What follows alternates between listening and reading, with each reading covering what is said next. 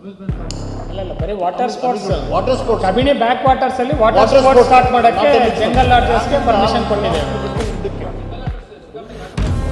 ಯಾವುದು? ಅಲ್ಲ ಅಲ್ಲಿರೋರ್ಗೆಲ್ಲ ಅವರು ಇಂಡಿಪೆಂಡೆಂಟ್ ಆಗಿ ನಡೆಸ್ತಾರೆ. ವಾಟರ್ ಸ್ಪೋರ್ಟ್ಸ್ ಮಾಡೋಕ್ಕೆ ಕಬಿನಿಯಲ್ಲಿ ಪರ್ಮಿಷನ್ ಕೊಟ್ಟಿದೆ. Only water sports, no art. ಇವರು ನಾವೆಲ್ಲ ವೀರಪ್ಪನಿಗಿಂತ ಮೋಸ ಸರ್ ಇವ್ರುಗಳು. ಏನು ಸರ್ ಎಕೋ ಸೆನ್ಸಿಟಿವ್ ಝೋನ್ ಒಳಗಡೆ ಟೈಗರ್ ರಿಸರ್ವ್ ಒಳಗಡೆ without opinion of the public ಮತ್ತು ಲೋಕಲೈಟ್ಸ್ ಈ ರೀತಿ ವಾಟರ್ ಸ್ಪೋರ್ಟ್ಸ್ ಮಾಡೋದಕ್ಕೆ ಸಾಧ್ಯನಾ?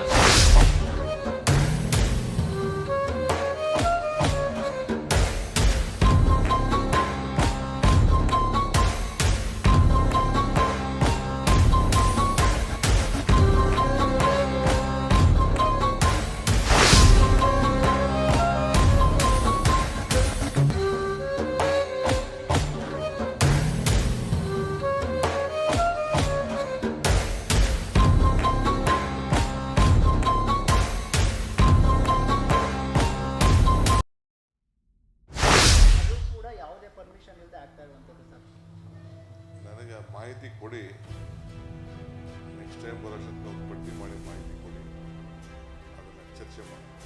ನಮಸ್ತೆ. ಈಗ ನೋಡಿದ್ರಲ್ಲ ವಿಡಿಯೋ, ಈ ವಿಡಿಯೋದಲ್ಲಿ ವರ್ಡ್ಗಳು ಕೇಳಿಸ್ಕೊಂಡ್ರಲ್ಲ ನೀವು, ವಾಟರ್ ಸ್ಪೋರ್ಟ್ಸು ಅಡ್ವೆಂಚರ್ ಆ್ಯಕ್ಟಿವಿಟೀಸ್ಗೆ ನಾನು ಜಂಗಲ್ ಲಾಡ್ಜ್ ಅವ್ರಿಗೆ ಪರ್ಮಿಷನ್ ಕೊಟ್ಟಿದ್ದೀನಿ ಅಂತ.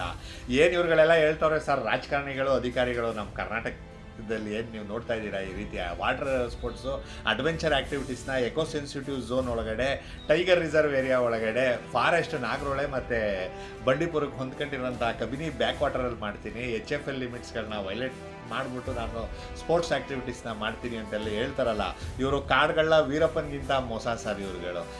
ಏನು ಸರ್ ಎಕೋ ಸೆನ್ಸಿಟಿವ್ ಝೋನ್ ಒಳಗಡೆ ಟೈಗರ್ ರಿಸರ್ವ್ ಒಳಗಡೆ without opinion of the public ಮತ್ತು ಲೋಕಲೈಟ್ಸ್ ಈ ರೀತಿ ವಾಟರ್ ಸ್ಪೋರ್ಟ್ಸ್ ಮಾಡೋದಕ್ಕೆ ಸಾಧ್ಯನಾ? ಅಲ್ಲಿ ಇಲೀಗಲ್ ರೆಸಾರ್ಟ್ಗಳು ಕಟ್ತಾವ್ರೆ, HFL ಲಿಮಿಟ್ಸ್ನ ಫಾಲೋನೇ ಮಾಡ್ತಾ ಇಲ್ಲ ಪ್ರಭಾವಿ ರಾಜಕಾರಣಿಗಳು ಪ್ರಭಾವಿ ಅಧಿಕಾರಿಗಳದ್ದು ಕೈವಾಡ ಐತೆ, ಕ್ರಮ ತಗೊಳ್ರಿ, ಆ ರೆಸಾರ್ಟ್ಗಳನ್ನ ಹೊಡೆದಾಕ್ರಿ ಅಂತ ನಾವು 28 ಸತ ಕಂಪ್ಲೇಂಟ್ ಕೊಟ್ಟಾಯಿತು.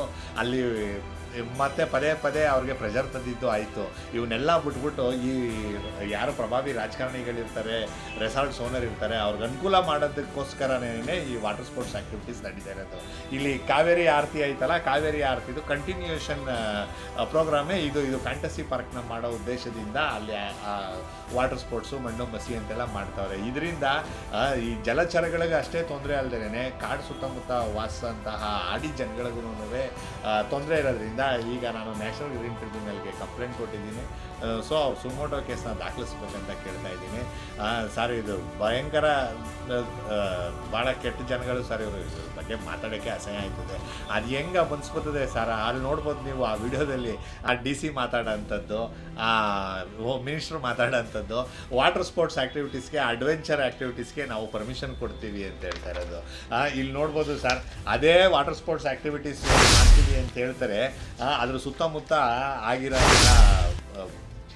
ಕನ್ಸ್ಟ್ರಕ್ಷನ್ಗಳಿದ್ದು.